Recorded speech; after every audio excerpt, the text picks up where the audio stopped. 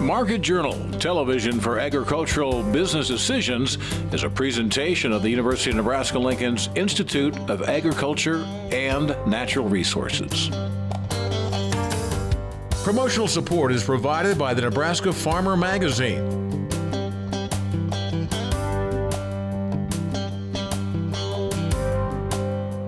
Hello everyone, I'm Bryce Duskett, and thank you for joining us today on Market Journal. The month of August is here and we're inching ever closer toward harvest.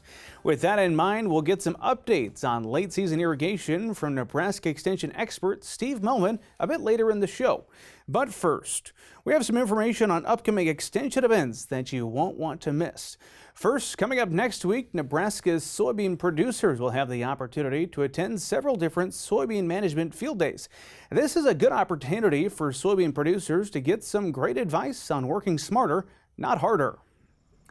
There will be 4 opportunities for producers to check out these presentations. The 2022 Soybean Management Field Days will take place August 9th through the 12th, starting in Blue Hill, then going to Central City, Brownville, and Decatur, respectively. These events are demonstration-based with interactive discussions that will be valuable for those attending. So you can come out, see a variety of demonstration plots, listen to a variety of speakers covering a variety of topics. So from weed management, to planter settings, to some economics information, a little bit of everything. Come out and see kind of your soybean checkoff dollars at work. In past years, these events have focused mainly on irrigated land. However, with the mixed bag of weather conditions and storms that producers have faced this season, hosts of the events have made it a priority to highlight dry land production and cover crop management as well. Yeah, weather has definitely been a challenge. So that's one thing we are doing a little different this year. We do have one dry land site. So in the past, we've always done an irrigated site. So we're trying to be a little more accommodating of, different parts of the state may not have irrigation. So we'll see, how that affected those plots. Our own plots, we've had one that just barely missed the hailstorm right after emergence. So it's kind of been a mixed bag like everyone else. With the foresight, or the that's dry land only, that's the one we're covering cover crops instead of irrigation management. So the 3 of the foresights will be more irrigation management was one of the topics. The other one will be cover crops. So that Brownville site is the one that has the cover crops. So we'll kind of go into what we're seeing with cover crops. We actually had a fully grown rye cover crop at that site. Was down there the other day, and it was amazing the difference in weed control with that cover crop versus where we didn't have it. So kind of, a variety of different things that cover crops can affect. Again, the dates for the 2022 Soybean Management Field Days are August 9th in Blue Hill, August 10th in Central City, August 11th in Brownville, and rounding it out, August 12th in Decatur, Nebraska. You can find more details on these events and locations at nrec.unl.edu/soydays. Moving on, you might not run a farm right now, but you might someday. So you've inherited a farm, now what? That is another multi-site workshop presented by UNL Center for Ag Profitability. These workshops will be beneficial for anyone who has inherited or received farmland and would like to learn more about the best strategies for managing and owning this new asset. Both Jim Jansen and I both receive calls almost monthly from people that just inherited a farm and now trying to figure out how to manage it. That's why we're trying to have these workshops at several locations across the state in the next couple weeks. If you look at the Nebraska Community Foundation report, about half of the farm ground in Nebraska in some of the rural counties is going to exchange hands in the next 10 years. So this is clearly going to be a topic that's going to come up again in the future. These programs are free to attend and lunch will be provided at each location. Pre-registration is requested for each date. If you'd like to learn more about these events, we've added a helpful link with more information on the events and registration details on the Market Journal website. As we shift our focus now over to the grain markets, this week we were joined by Darin Fessler of Lakefront Futures and Options. The end of July featured a run-up in prices for the grain market, but August has thus far dampened that rally. That is where we began the discussion with Darin on Wednesday afternoon. Yeah, I think the key theme so far this week has been obviously with Pelosi visiting Taiwan and how China has been talking with the U.S. Hey, don't do this, and so there's that tension between U.S. and China, and I really think that it's been a risk off because of that. It's not necessarily because of the weather. We know the weather has been hot, it's been dry. Yes, there's been some showers in the middle parts of this week that started to show up across Iowa and Illinois. But the question is, if these don't really materialize in a much greater aspect, like Nebraska, Iowa, Illinois don't see much greater rains, then you really start questioning whether the USDA is right on this 51.5. With the balance sheet as tight as it is, even a bushel or two difference makes a world of difference at the end of the day with that balance sheet. Question with that is, what's that relationship with China and U.S. moving forward, given that Brazil is probably going to have or plant a pretty darn good crop here just in a month's time? I was going to ask you about this Taiwan situation a little bit later in the program, but you mentioned it, so let's just talk about it now. How concerned are you that trip is going to sour the relationship between the U.S. and China long term? I'm very on edge about that, simply because of the relationship with China and Brazil. And now that Brazil has really come into the picture over the last 10, 15 years with their exports of beans and now corn, it really puts maybe our prospect or at least our outlook on U.S. exports kind of in question here. That's why I've said on social media here, we really need to depend on this domestic demand more and more each year. But I'm really on edge. It makes me a little bit nervous if we do start to see some cancellations of these beans, even though we may not have that yield, even though that the perception that the balance sheet may get tighter, does that get offset with cancellations if this relationship, like you said, does sour? Something to watch there. Let's stay with some global issues. Ukrainian grain is being shipped for the first time since, I believe, February. What kind of impact do you think that'll have on our domestic prices here? Well, it comes along with the wheat market. It's been in this down drop for a while. It doesn't seem like there's any interest at this moment to own it from a fund standpoint. Now, the Ukrainian Agmin was out here this week. They were saying, their crop is 65 to 70 million metric tons. That's greater than what they had previously thought. Again, just adding more pressure to this market. Again, you're going to have give the funds a reason to buy it. Even though we are very oversold, you got to give them the reason to buy it. And with Ukraine moving more grain, regardless of what that quality may be or may not be, it still puts pressure on this market. Back here in the U.S., it's obviously a weather market that everybody's keeping an eye on right now. You mentioned scattered rains. Seems like where the crops are good, they're great, but where they're not good, where you've missed the rain, things are not looking pretty right now, right? No, they have. I would say in general, all the customers I have in Iowa looks fairly good. I mean, Iowa usually does look good. It doesn't take much rain like it would in Nebraska. Iowa looks good. Now, how do they look in 2 weeks if they don't get these needed rains? That's a big determining factor. I think that a lot of things pollinated fine in Iowa. It's just what comes to the test weight. How does that grain fill happen? Now, Illinois looks relatively good. I think there's areas of Minnesota look really phenomenal, but there's pockets. Just like, the pocket of southwest Nebraska. It is not good. It is worse than 12 in those areas. But how does Nebraska perform given there's a lot of hail, there's a lot of late plant? I drove through some areas on Highway 6 that looks great. Hasn't tasseled yet. So I think still Nebraska is going to be the wild card for the whole U.S. national corn yield debate.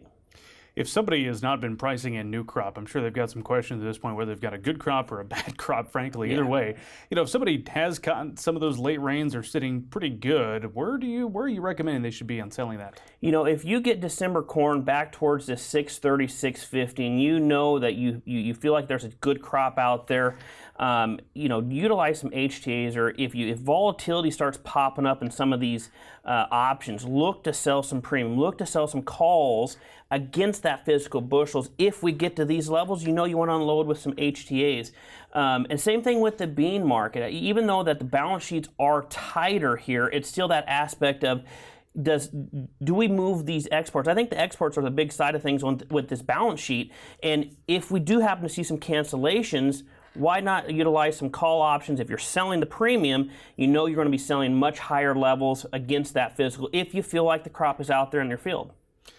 When you look at these markets and all these factors, it's kind of a stressful time for producers. What kind of recommendations do you have to them, not knowing where the crop is going to be here a month and a half out still before anybody gets in the fields? Instead of actually selling like on an HTA or selling the forward or selling cash, I always go by, keep it safe for the time being. Keep yourself very, very flexible. Utilizing options are a good way of doing that, not just simply buying the call or buying the put. You want to be buying options with low volatility. Right now, volatility is somewhat a little bit higher, so you probably want to be looking to buy puts and sell puts in what is called a put spread. But just keep yourself flexible in this market until you really know. If you've been missing these rains, it's very, very difficult to go out there and sell physical bushels, and that's been a challenge this whole year. Is just the marketing aspect of things. You had Russia, Ukraine, you have inflation, and now you have weather. It puts a lot of pressure on the producer what to do with the markets. Final word is yours this week. What's happening in these markets? Maybe something that not everybody's talking about that you've been keeping an eye on. The outside markets. I think the outside markets are a big wild card here. You're seeing a lot of correlations. Not that we're exactly like 2008, but the U.S. consumers putting more debt on their credit cards, or paying those things off slower. The housing supply is starting to rise. Housing prices are finally starting to go down. I think this recession that we're in is going to get deeper, and I think that obviously at the end of the day spills over into the ag sector. Thanks again to Darin for his time this week. As always, it's our pleasure to get his insights on the grain markets. Shifting now over to the livestock sector, we were joined this week by UNL livestock economist Elliott Dennis. We began the conversation with Elliott on Wednesday by reviewing the latest cattle inventory report numbers. It's been about 2 weeks since the cattle inventory report was released. Your thoughts on the numbers we saw there? Yeah, so it was really in line with industry expectations. Industry was expecting about a 2% reduction. That's what we ended up seeing. Here in Nebraska, it's been a little bit different. We have relatively maintained our cow numbers and also our calf crop numbers for 2021, 2022, only down about 5 to 10% or 5 to 10,000 in each one of those categories. To give you an idea, we're at about 1.83 million, down from 1.88. So that's not a significant drop, but certainly we're decreasing.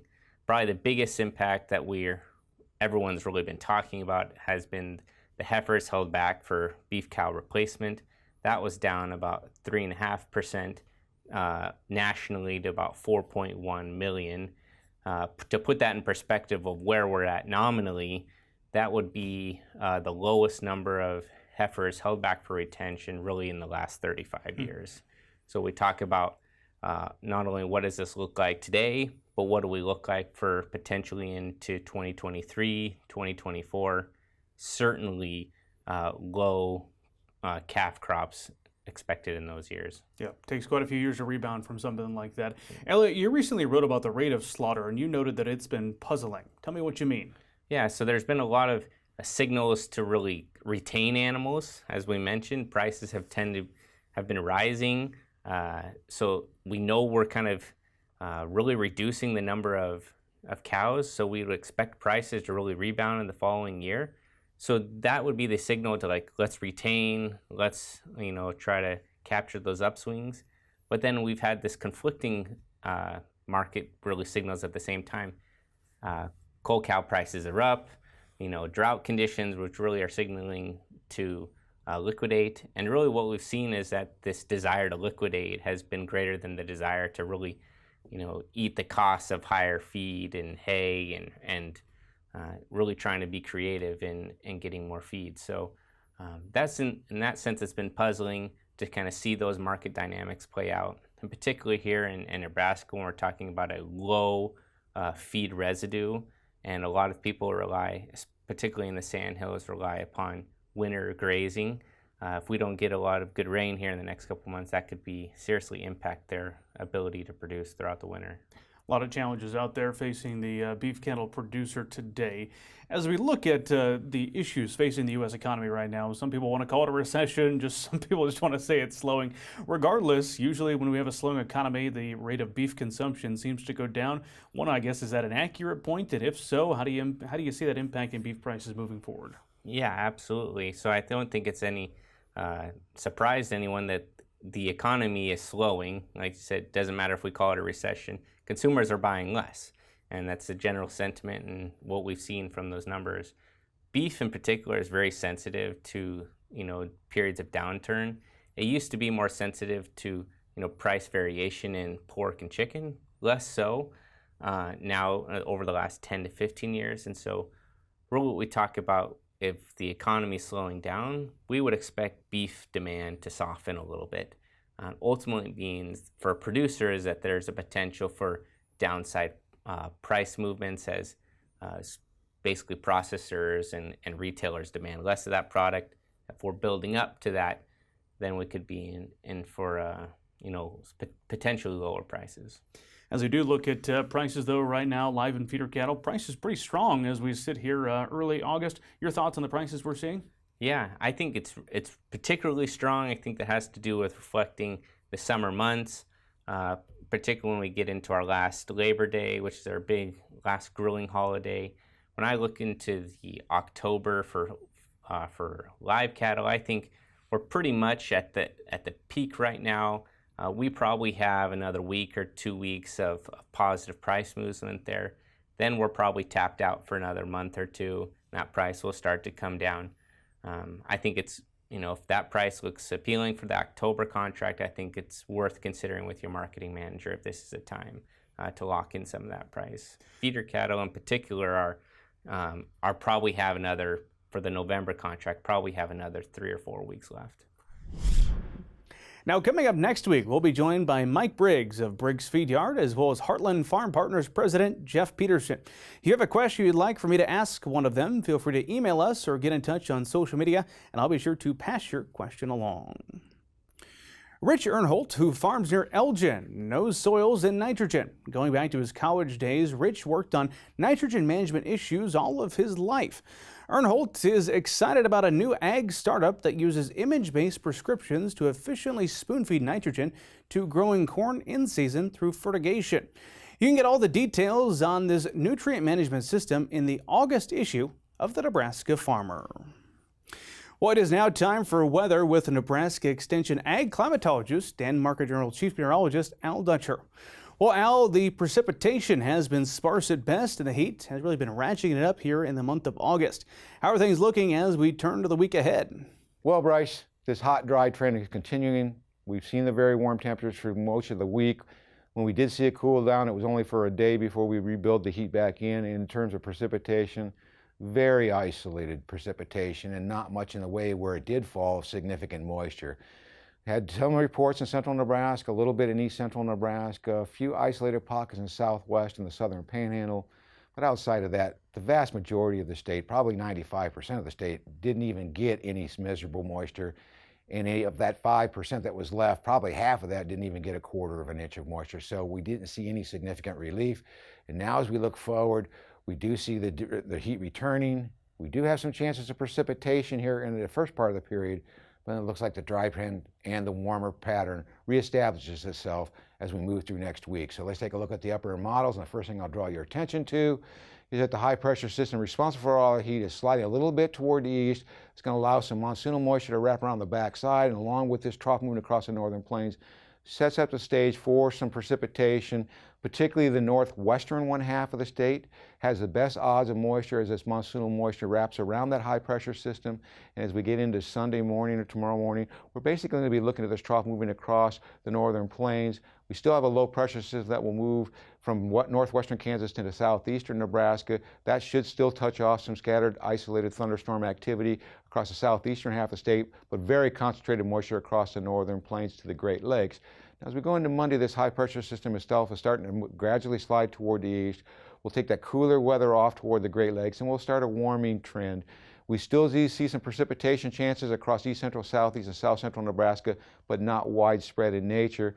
On Tuesday, now the ridge starts to invade western Nebraska and starts to make its push toward the east. We return back to the 90s across the west. We're probably going to be flirting in the upper 80s to low 90s across the east, and just an isolated chance for some showers across south central Nebraska. The main bands will be to our east. On Wednesday, we see this high pressure system extend itself all the way into eastern Nebraska. Low pressure develops in northeastern Nebraska, but we just don't have the moisture with the flow on the front side of the ridge. So just showing basically a scattering of isolated showers that may develop if the cap can be broke.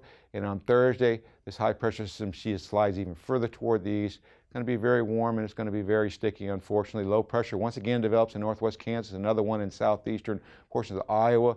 nothing in the way of significant moisture to work with. Most of the monsoonal flow stays to our west, and on Friday we start to see this high pressure system slide toward the southeast in response to a trough moving across the northern plains. That may bring us to cool down as we get to next week, but overall we just see an absence of moisture in regards to this next 7-day period. Now, as we look a little bit farther out into the future, this takes us from next Thursday through the following Tuesday, so it does include some of this hot and dry conditions. We're looking at a continuation of the heat, and most of that will be in the first half of the period. In terms of precipitation, we start sliding that below normal precipitation more toward our southeast, and we start to see a more aggressive monsoonal flow pattern. So if this trough can move across the northern plains, hook up with this monsoonal flow, as we get into next week and that trough moves across the northern plains, we may see a little bit more widespread moisture across western Nebraska. The bigger question is, will it be too soon or too late in regards to the heat we've been seeing? Thank you, Al. Finally today, irrigation is a very costly component of the budget for the farm. As we keep hustling toward the finish line of another growing season, we recently caught up with Nebraska Extension Irrigated Cropping Systems Educator Steve Melvin. He shared some cost-efficient practices for late season irrigation and suggestions on ending those operations in order to let those crops dry down. Market Journal's Mike Straw brings us this story. With a hot and dry summer, making sure your pivot system is running efficiently can cut cost within your operation. Well, I think in season's always a great time to evaluate how the pivot's working. I recommend producers about every 2 weeks, either early in the morning or late in the day when the sun's kind of gleaming off of the sprinkler pattern, just to go out and take a look at it. Just take a few minutes, but just kind of look down the system, make sure there isn't some leaks or something that need to be fixed, or some sprinklers that have gotten plugged, or maybe they've worn out or broken off or something. But just take a look for a uniformity. It should be less water towards the center of the machine and a little bit more, just a gradual increase as you get towards the out end. And if you're running in guns, and some guys do and some don't, but if you're running that, make sure that the sprinkler comes back around and overlaps the main machine just a little bit. And then usually when they come forward or to the right, if you're looking towards the out end of the pivot, they don't quite come out and do any application back over the main machine. And make sure that's adjusted about right. It's something that a lot of people ignore, but if there's an end gun out there, it can get out of adjustment or maybe not be functioning quite right. So just take a look at that pattern. It's also a great idea to take a look at the pressure on the machine. And if the pressure gauge isn't working, or the transducer or something, maybe stick a gauge on it and see where you're at. If the pressure's not right, the system's not right. And of course, every center pivot has a different pressure requirement, and so you need to look that up on the sprinkler chart. If the sprinkler chart's lost, get one from your dealer that sold you the sprinkler package.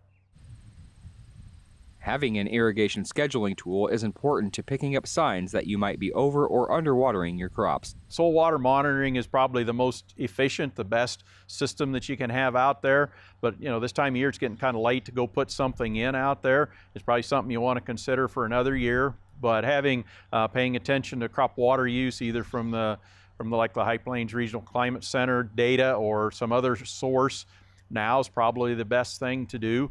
But it's, you really need to follow the instruments. It's just really hard to tell this time of year, unless the water, is way over or way under, just where you're at. So you really need to have some sort of a system to tell you about how much water you need to be applying. Starting to think about when to let your crops dry down is also important to using water efficiently. About the 1st of August is a great time to start thinking about it, because we really intend to have the crop use up the stored soil water later in the season. The days are getting shorter, they're getting cooler, may not seem like it yet, but certainly less sunlight hours each day. And in general, they're getting a little cooler, and the plant, also the leaves are getting older and starting to senesce. And so we really need to think about using up that stored soil water. So we need to slow down how fast we're putting irrigation on. With a center pivot or subsurface drip, it's pretty easy just to wait a day or two before we start them again and let that crop use up some of that water.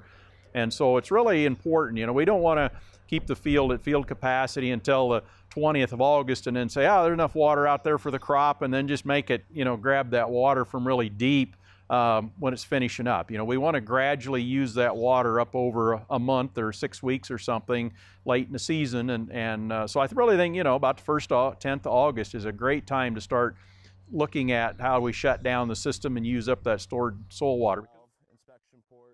After shutting down the pivots for the season, you want to make sure any issues needing repaired are noted and that they are winterized correctly. Well, the main thing, again, look over the system as it's running, look for a water pattern, and note any other things in a notebook or someplace. So off-season, a lot of the pivot dealers have a off-season service program that they'll do quite a bit better deal on fixing the pivot. So make sure you record everything that's running.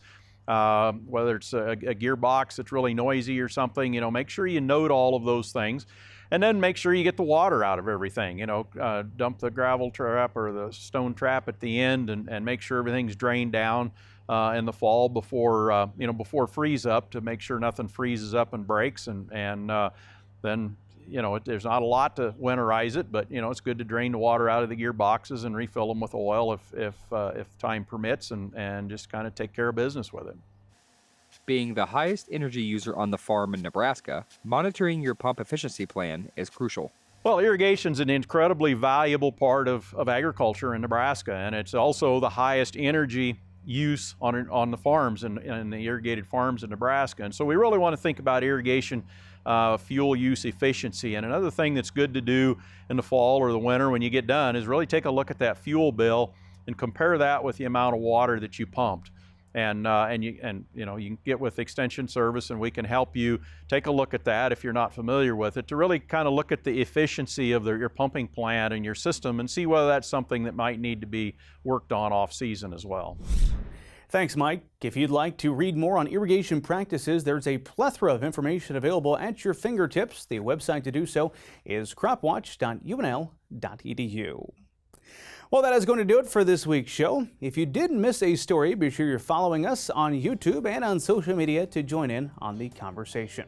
We hope to see you back here next time. Until then, I'm Bryce Duskett, wishing you a safe and productive week.